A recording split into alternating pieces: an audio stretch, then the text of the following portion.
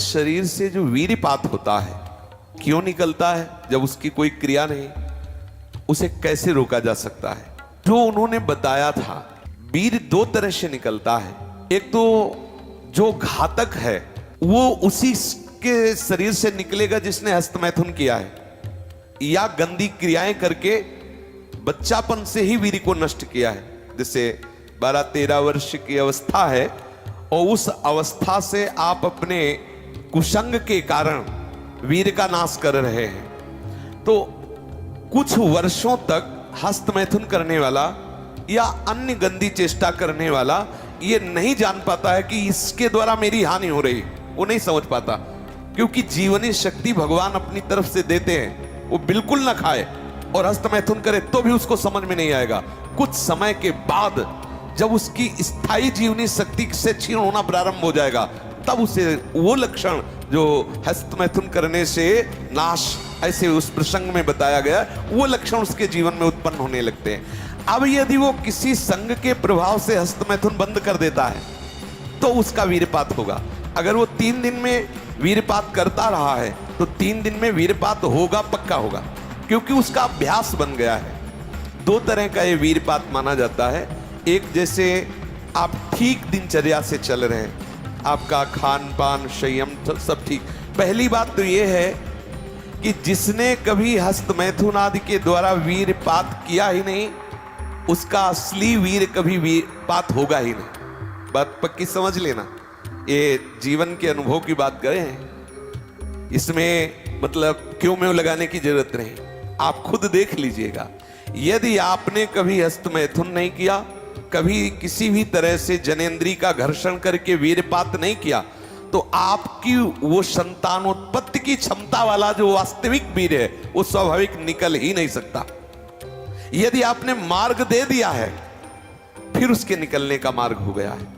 तो एक होता है, परमहंस जी ने बताया कि एक होता है कि आप सो रहे हैं और आपको बिल्कुल पता नहीं, मतलब बिल्कुल कोई काम का संकल्प नहीं, कोई क्रीड़ा नहीं, और आप जगे, आपको ऐसा लगा कि वीर्यपात हो गया, वो दोष नहीं है। जैसे जब हम गुड़ बनाते हैं तो उसमें गंदा फेन निकलता है ऊपर, पतोई कहते हैं गांव में। जैसे अरहर की दाल जब उबाली जाती थी गांव में, तो ऊपर उसका फेन निकलता है, ऐसे ही ये शरीर का विकार निकला, ना कि ब्रह्मचर्य नष्ट करने वाला वीर्य।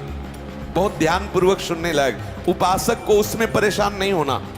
आपको बिल्कुल पता नहीं चला, कोई चेष्टा नहीं हुई, किसी भी तरह की हरकत नहीं हुई, और आप जगे और आपको लगा कि वो हमारे वस्त्र गंदे हो गए, तो वो आप ब्रह्मचारी ही हैं, आपके ब्रह्मचार्य का नाश नहीं हुआ, वो जीवनी शक्ति नहीं निकली। और आप हस्तमैथुन या अन्य क्रियाओं द्वारा वीर्यपात करते रहे और आज आपने रोक दिया कि आज से नहीं करूंगा, तो बंद नहीं हो जाएगा, वो चलेगा। अगर आप ठीक नियम से चलेंगे तो 6 महीना लगेंगे आपको उसको कवर करने में, 6 महीना लगेंगे। और अगर आपने प्रमाद स्थिति की, वो तो निकल ही जाता है, फिर हमको करने से क्यों मना किया जाता है? तो आप देख लेना, कुछ समय बाद आपकी हालत बहुत गंभीर हो जाएगी, जो आप बता भी नहीं पाएंगे किसी से। क्या गंभीर हो जाएगी? आप ऐसे ही साधारण क्रियाओं में ब्रह्मचर्यहीन हो जाएंगे, ऐसे ही छुएंगे वैसे आप ब्रह्मचर्यहीन हो जाएंगे। ये हम सब महापुरुषों के अनुभव और मिले हुए लोगों से, सैकड़ों लोग ऐसे मिलते हैं जो अपनी स्थितियों को बताते हैं। तो जो संत महापुरुषों ने जीवन में अनुभव किया है, उसके आधार पर पहले साधक को चाहिए कि ये देख ले कि हमारे द्वारा कोई हस्तमैथुन आदि क्रियाएं, जो निंदनीय क्रियाएं, वो तो नहीं हो रही। एक हमारे अंदर मान्यता बैठ गई है कि वीर क्षरण में ही आनंद है, ये साधक को छोड़ना होगा। क्या तुम्हारा जीवन का आनंद केवल इतना ही है? का ब्याह हो तो संतानोत्पत्ति के लिए वो मार्ग, तब तक आप ब्रह्मचारी रहे। क्या इतने इंद्रियों के गुलाम हो गए? क्या इतना ही केवल आपने सुख समझ लिया? तो फिर आप देखना कि आगे आपको ये मन किस दशा में पहुंचा देता है। तो जो नव युवक जन है, साधक जन है, वीर्यपात में यदि उनका कोई स्मरण नहीं रहा और वीर्यपात हो रहा, तो घबराने की जरूरत नहीं।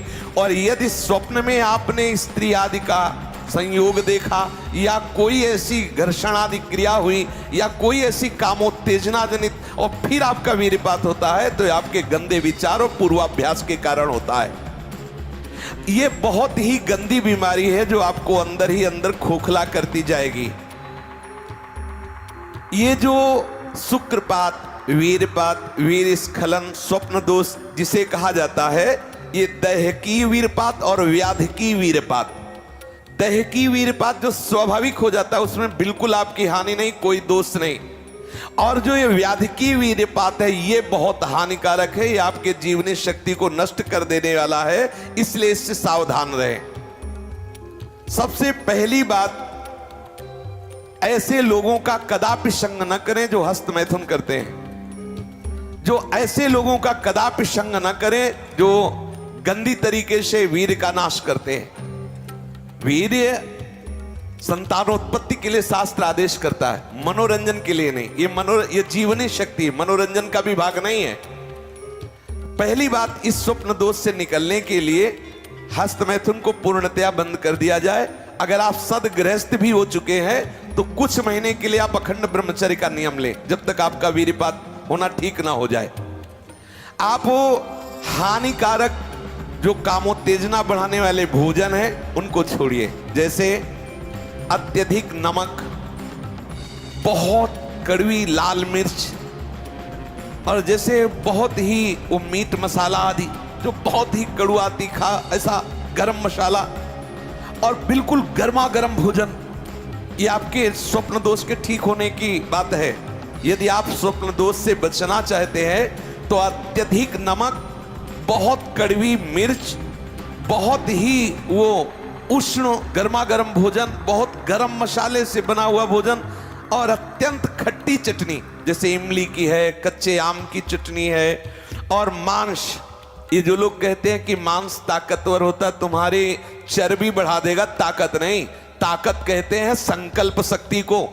ताकत शरीर शक्ति प्रधानता नहीं होती। संकल्प शक्ति का एक महात्मा पूरे समुद्र को अंजुलि में पी गया।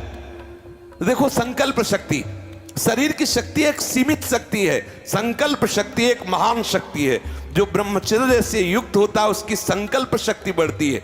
भले आप मांस खा के मोटी चर्बी और आप व्यायाम करके दिखा सकते हैं कि देखो मैं ब्रह्मचर्य क्षीण करता हूं लेकिन बलवान हूं, लेकिन आप आत्मशक्तिहीन है। वो आपका मोटा हो जाना बलवान नहीं है, आपके सुंदर सुंदर मांसपेशियां निकल आना वो बल नहीं है। आप शक्ति, बलवान वो है जो आए हुए आंतरिक वेगों को सह जाए। आए हुए आंतरिक वेग को जो सह गया वही बलवान है। ये जो मछली, अंडा, मांस खाते हैं ये कभी इस रोग से मुक्त नहीं हो पाएंगे। और जो लोग कहते हैं मैं तो खाता हूं मेरे अंदर नहीं, विश्वास मत मानना, पक्का झूठा है वो। जो शराब पीता है वो अपने वीर को पवित्र नहीं रख पाएगा। चाहे गृहस्थ हो, चाहे व्यापारी हो, चाहे किसी भी तरह की स्थिति में हो, सावधान हो जाओ, ये शराब आपके जीवन को नष्ट कर देगी। ब्रह्मचर्य में अपने आप एक उन्माद है,